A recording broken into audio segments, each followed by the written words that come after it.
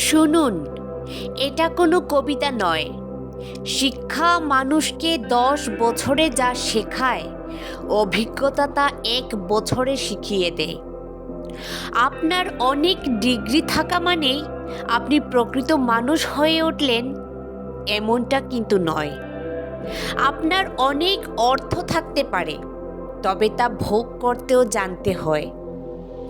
মানুষ তো সবার ঘরেই জন্মায়, কিন্তু মনুষ্যত্ব সবার ঘরে জন্মায় না।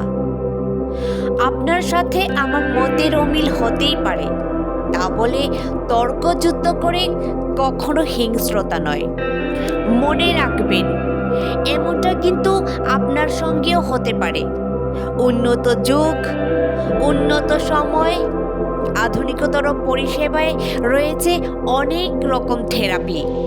তবে আজ আপনাদের এমন এক থেরাপির কথা বলবো, যার জন্য কোনো চিকিৎসকের প্রয়োজন হয় না।